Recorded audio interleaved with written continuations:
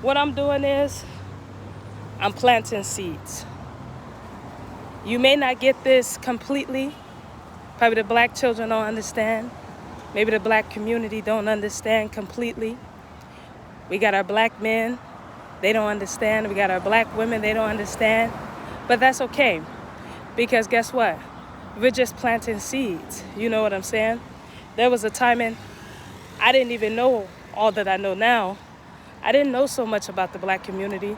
I didn't know so much about black history. I didn't know about African history, ancient African history.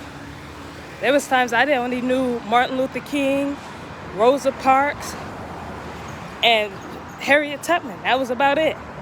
You know what I'm saying? And now I'm sitting up and I'm speaking about things that I'm learning all about ancient African history. I'm learning more and more every day about black history here in America. And I'm just planting seeds, because there were things that I was learning in 2016, and then I finally got it in 2018, 2019. You know what I'm saying? And when I was living in New York, I didn't know much about much. And man, everybody was teaching me, you know what I'm saying? I learned so much from Afro-Latinos, West Indians. I learned a lot from Dominicans, Puerto Ricans, and African Americans, and you know what I'm saying? Jamaicans, Haitians, Panamanians, you know, all those black folks, you know, and that's why I always contribute to every black person, because every black person contributed to me. You had Kenyans, you know, that spoke with me and let me know what was going on in, you know, in their country and their community. And I sat there and I listened. You had Panamanians tell me what was happening in their country, and you know what I'm saying? You had Brazilians, Afro-Brazilians, that let me know what's going on in their country. And I was completely just new, because I'm thinking, okay, only African Americans is going through, only Africans and African Americans are going through, you know, all of this, but it's African people all over the world, you know, aka black people all over the world, you know, that's going through heartaches and pains and poverty, you know what I'm saying? So I didn't even know that was happening. And when I went to New York, that was the first time ever I experienced racism so bluntly. And you have your people that would say, oh, then it's just there. No, it's not just there. All white people are racist. All white people are racist. And I know that is something that most black people aren't willing to accept at this moment. But those that know, black power. But those that think that that is so unreal, trust me, white people never do anything individually. They do everything collectively. All white people are racist. And they will always be. Because they understand one thing. We must oppress the Negroes. We must make sure that they don't get up. We must make sure that they never take a stand. And just because that is their philosophy, that will not be our duty. That will not be our philosophy. That will not be our fate. We will stand up. We will rebuild. We will create. We will stand. We will build up. We will come up. You know what I'm saying? Let me break down your 3 white races. Number 1, the bigots. Bigots are the ones that are blunt. These are usually your average rednecks. You know, they're gonna call you the N-word every chance they get. They're gonna call you a porch monkey, jigaboo, jungle baby. Those are your bigots. They don't like you, and they're gonna show it. Okay? Number 2, indirect racism. This is the one that most black people are coming across. Oh my God, he smiled at me. Oh my God, she smiled. Oh, that white lady, she smiled at me. That's how I know it's not no racist in the world. That's why I know. Black family, come here. Those are indirect racists. They're not your bigots. Your bigots are gonna be blunt. Your indirect racists, they're gonna smile at you. They'll even laugh and talk and giggle with you. But deep down inside, they don't like you. You know what that smile stands for? You're the only Negro family on the block, so stay in check. You know you're not supposed to be over here. This is not your neighborhood, Negro. What are you doing over here? We could call the cops on you anytime. Yeah, you work here, but guess what? We can fire you at any time. That's what that smile is about. That smile is not out of love. That smile is because I work for white supremacy as a white person who know I have a lot of privilege. I know that I could get away with anything at any time. They know. That's why they smile at you. So number one, you're bigots. Bigots are going to be blunt. They're going to call you every name in the book except for a child of God. Number two, you're indirect racist. They're going to smile at you because they know that they're oppressing you. And then they know that the system works for them and not you. Number three, you're elite white people. You're elite racists. These are the ones that create the laws, made the laws, and going to make sure they stay consistent to the laws. These are the ones that say you can shoot a black person in the street, and if you're white, we can let you get away with it. And other nations as well. Other nations as well have gotten away with killing black people or even shooting. There's a young brother, fighting for his life from an Asian man, shooting him.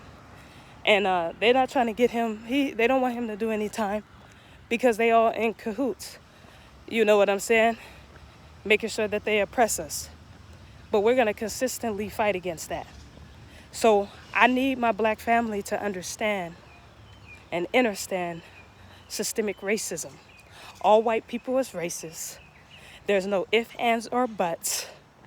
All of them are racist. All of them have the same goal. Just because you're living next to some white people and they smile at you every day, they know that they could call the cops on you at any time and it'll be over. So don't ever get too comfortable with that. Just because you work with white people, they all know that you could get fired anytime. And we will all sign the petition. We will all be a part of it. Then you have your elite white people. These are the ones that you don't truly even see, sometimes don't even know exist.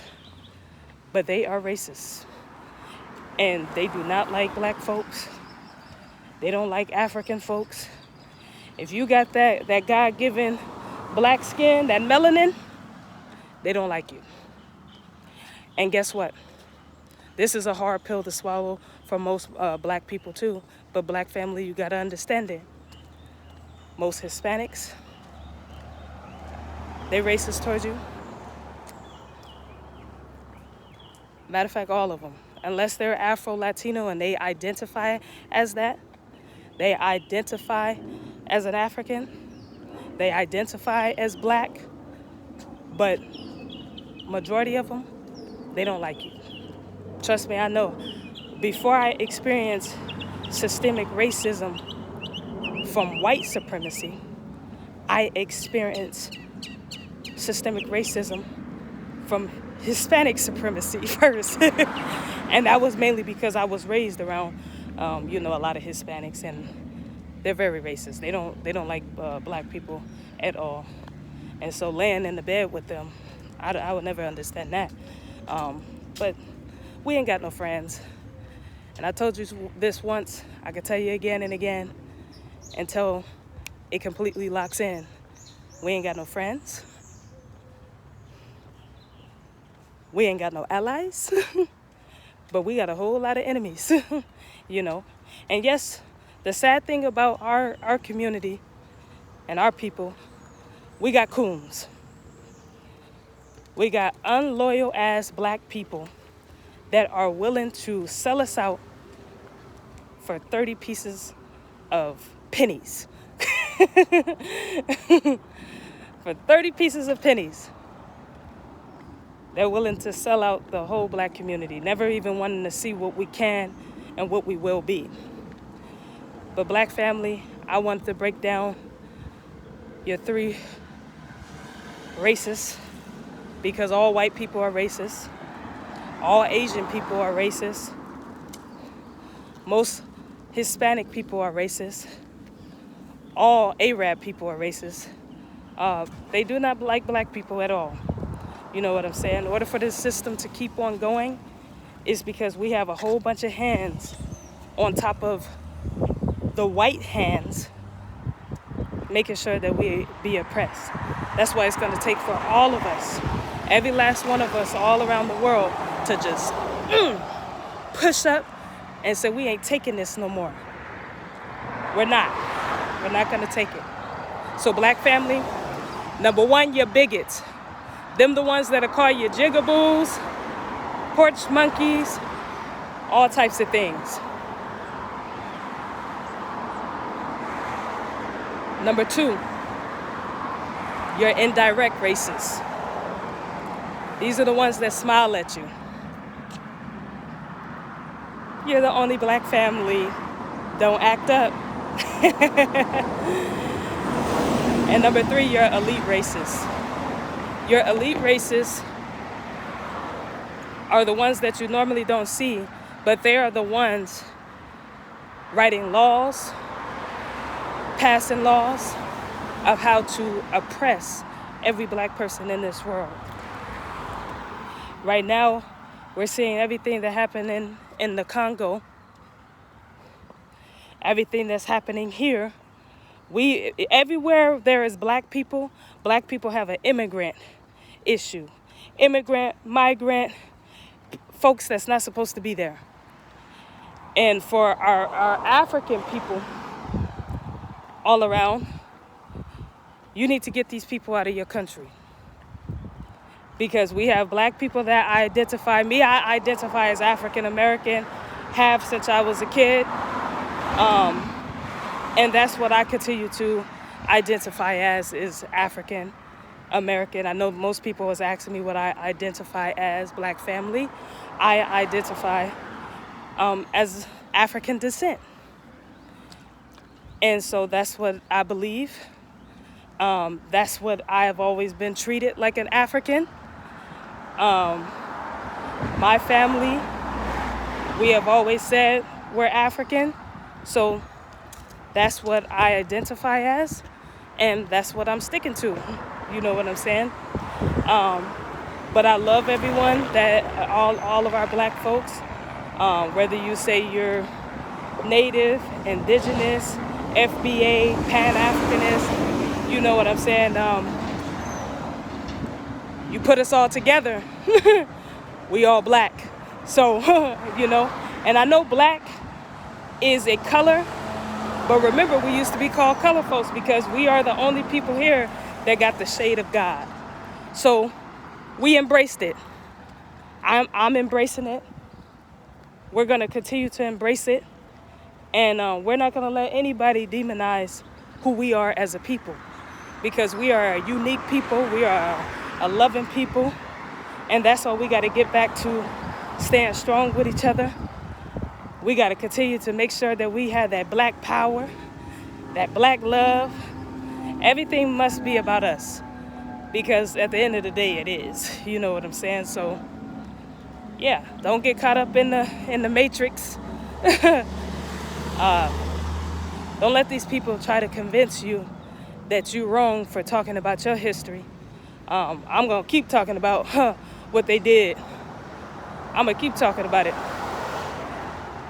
I'm going to keep acting on it, because They shouldn't have did it. You know what I'm saying? They want you to forget your history. Don't forget your history. We're going to stick to it, and we're going to keep talking about it.